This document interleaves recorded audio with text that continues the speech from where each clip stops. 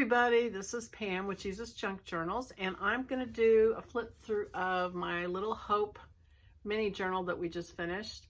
And I just wanted to come on and just say that if anybody's feeling anxious or worried or even fearful about the economy and the way things are going, you might want to go back and look at the Abundant Journal, because it's all about that and how God provides and his promises to us about all that sort of thing. So it's just a good reminder. When I worked through it and designed it and everything, it really encouraged me along those lines. And so anyway, I just wanted to mention that to you. And so here we go. We're going to flip through the Hope.